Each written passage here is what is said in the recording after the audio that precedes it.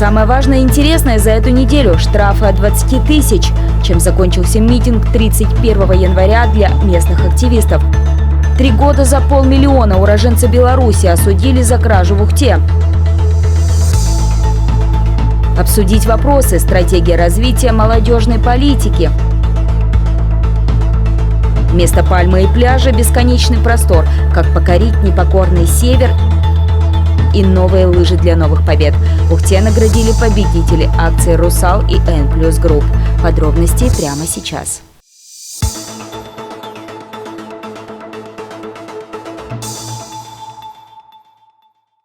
Мирный протест, прошедший в Ухте 31 января, в минувшее воскресенье обернулся для его участников штрафами от 5 до 20 тысяч рублей. Одному из протестантов суд назначил 5 суток ареста. Первые 5 дел рассмотрели в тот же день, в который проходила несанкционированная акция протеста, начавшаяся с пикетирования на Комсомольской площади и продолжившаяся шествием по улице и митингом у Дворца культуры.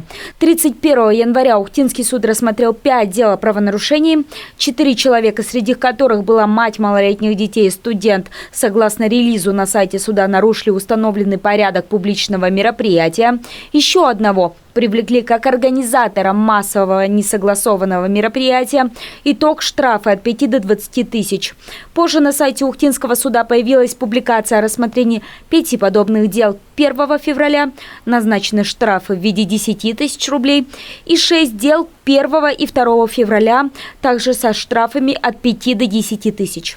Одному из участников митинга суд назначил 5 суток ареста. Мужчина не реагировал на требования сотрудников полиции, а после начал убегать, выкрикивая в адрес правоохранителей оскорбительные выражения.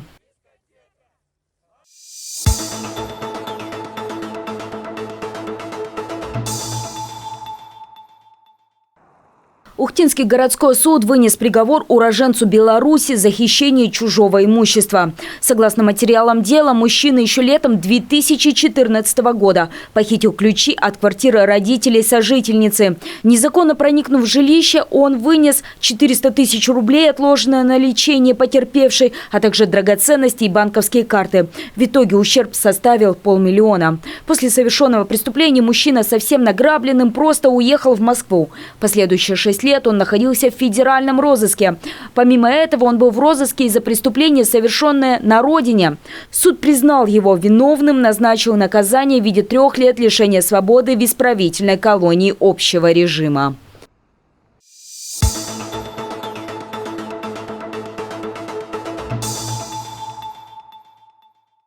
В администрации города прошло заседание постоянной комиссии Совета по социальным вопросам. Главной темой обсуждений стали вопросы поддержки молодежи. Проблем в этой сфере масса, и это совершенно ясно, начиная от досуга подростков и заканчивая трудоустройством уже работающей молодежи. Среднее время поиска подходящей работы в Ухте – 3–3,5 месяца. Есть проблемы с трудоустройством молодежи. Как правило, они связаны с требованиями работодателей, предъявление стаж, опыт работы и достаточно высокая квалификация. Как сами понимаете, у нас учебные заведения, особенно профессии рабочие, дают невысокую квалификацию при выпуске. Это 3–4 разряд. Проблема и в том, что молодежь часто не готова к долгому карьерному росту. Пока работодатель хочет профи с опытом работы, юные кадры хотят стартовать в профессии с хорошей зарплатой. Но и низкая популярность рабочих профессий также дает о себе знать. При этом затянувшаяся история с коронавирусом, которая повлекла за собой запреты, демотивировала и ту молодежь, которая занимается творчеством. У нас дети чем сейчас занимаются в городе? У нас не пускают туда физкультуры детей, нет концертов, дети мотивацию потеряли, год сидят дома, никто никуда не ходит, понятно, что у нас ограничения, но нужно найти какие-то выходы, потому что ограничения только у нас в регионе, понимаете? По всей стране, везде проходят фестивали, чемпионаты, концерты, юбилеи, все идет, у нас ничего нету. Но работа по занятости молодых людей, как подростков, так и работающих, все же ведется. В Ухте создали единый волонтерский центр. Идет обсуждение ремонта дома молодежи, который должен стать местом централизации молодых и активных, потому что тем же подросткам нужна адекватная альтернатива, чтобы они не слонялись компаниями по торговому центру, а могли где-то пообщаться, причем продуктивно. Так представитель УГТУ предложил создать объединенный совет учащихся. Очень много в школах и в образовательных учреждениях людей, которые готовы разговаривать, которые готовы нести мысль и выступать лидерами мнений, и готовы брать на себя ответственность. Надо подумать, может быть, их бы смог курировать, да, там, молодежный совет города, да, взаимодействие школьников. Школьники очень активные, и об этом однозначно мы можем тоже, наш, да, совет, участие тоже может подключиться к этому вопросу и обсуждать уже на этом уровне. Тогда мы будем понимать, что хочет молодежь, почему у нее возникают такие вопросы. На заседании также выступил представитель объединения спортивного лазертага в Ухте. Он предложил внедрять свою спортивную дисциплину в школы. Предложение вынес и молодежный совет. Депутаты также хотят взять под шефство школы и стать промежуточным звеном в вопросах отцов и детей, чтобы наладить между старшими и младшими адекватный диалог. Итогом беседы стало внесение всех предложений в протокол, который по логике должен впоследствии стать стратегией развития молодежной политики в Ухте. На следующем заседании социальная комиссия Совета также будет рассматривать молодежные проблемы. На этот раз вопросы коснутся нездоровых зависимостей, а также незаконной продажи и распространения психотропных веществ и алкоголя.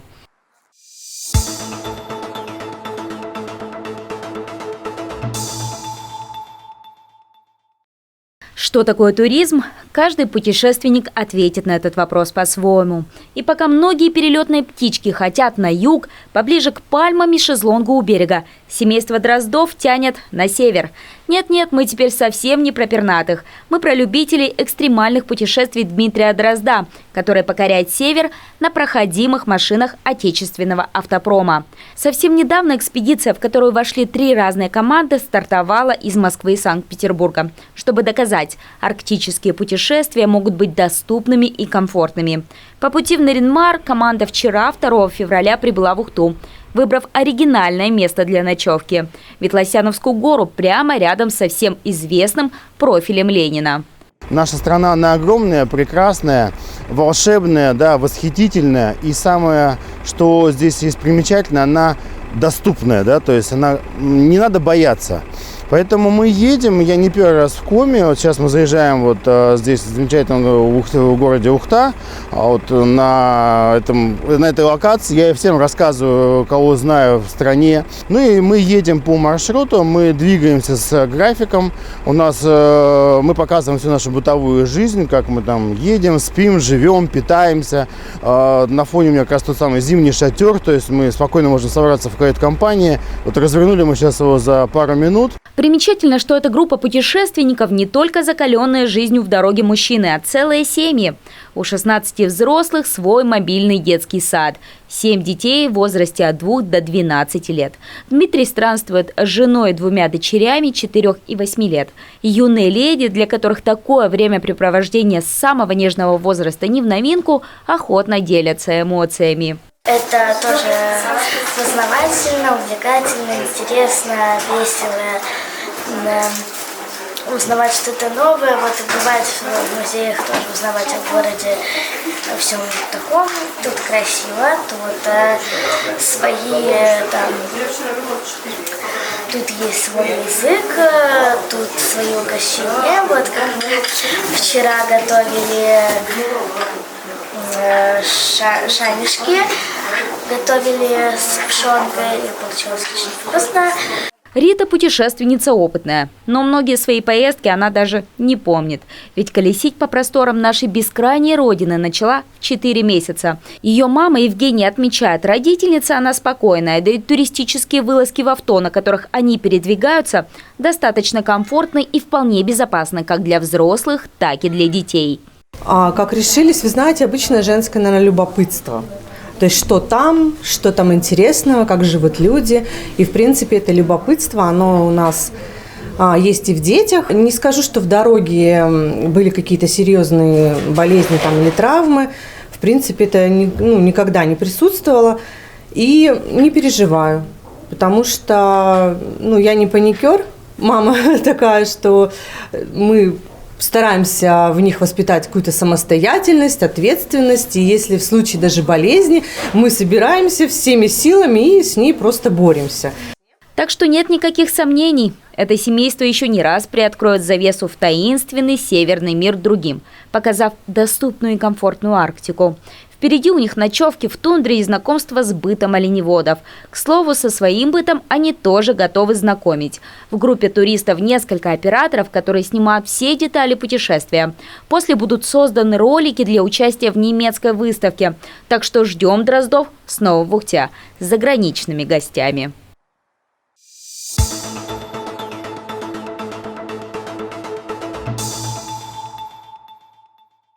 В минувшее воскресенье на полигоне «Легион» прошла реконструкция боя Великой Отечественной войны. Организаторами исторически направленного мероприятия стала Федерация военно-тактических игр Республики Коми. Сюжет для реконструкции организаторы взяли довольно известный подвиг Александра Матросова, роль которого исполнил один из организаторов мероприятия, инструктор Федерации Анатолий Хлобыстов.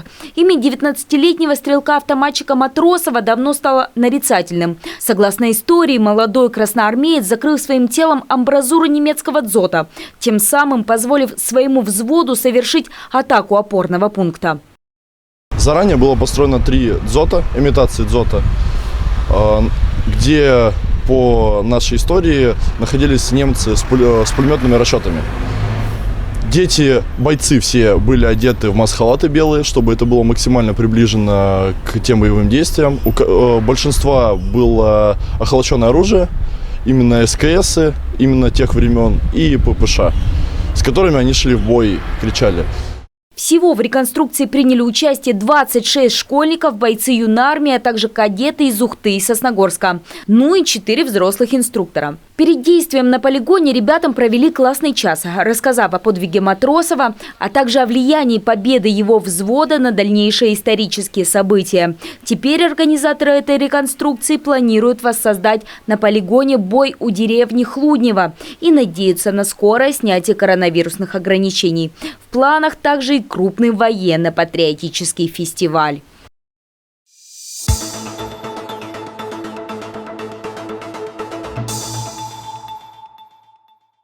В минувшее воскресенье на лыжной базе микрорайона УРМЗ прошли первые массовые мероприятия в этом году. Во втором этапе Кубка города стартовали более 250 лыжников от 7 до 67 лет, преодолевшие дистанции от 1 до 5 километров классикой.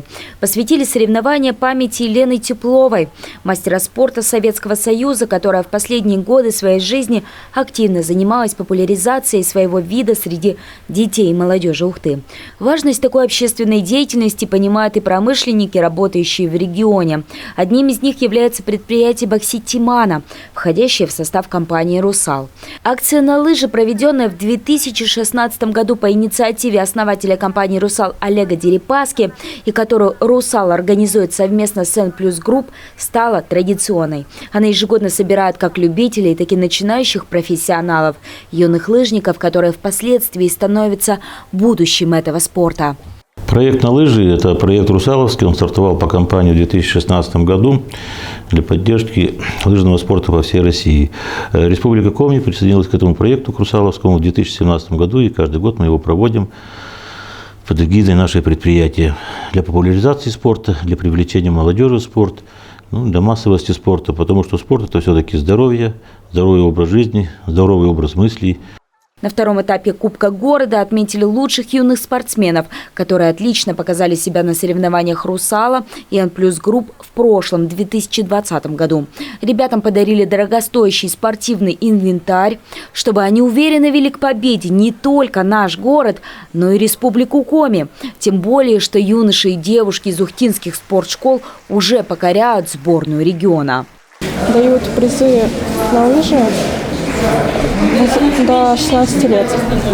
Лыжи там за первое место лыжи, за второе палки, за третье чехол. Ну и за команду тоже там лыжи. Лыжи очень нужные.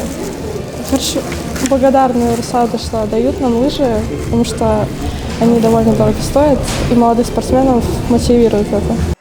Слова Алины подтверждает и ухтинский тренер Надежда Морозова. 5 ее воспитанников также получили призы от организаторов проекта «На лыжи».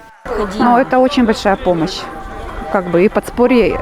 Плюс дети, которые младшие, видят, что старшие получают призы, и есть стимул для дальнейшей работы, для дальнейших тренировок. Сама же Надежда Морозова в прошлом сезоне также стала победителем конкурса, входящего в проект «На лыжи» среди тренеров лыжных команд, став одной из 5 лучших среди участников всероссийского проекта N+ группе «Русал». В тренерском состязании она участвовала 2-й раз. В первый уступила коллеге из Сыктывкара, но после комплексная работа педагога и ее воспитанников все же дала победный результат. Результаты воспитанников и участие в семинарах, и даже там нужно было самой быть спортивно готовой, ГТО, чтобы был участником ГТО. Все в целом и дало такой результат. Организаторы проекта «На лыжи» поощрили талантливого тренера денежной стипендией и обучением на курсах, которые оказались очень полезны для педагога, ведущего ухтинских юных лыжников к победам.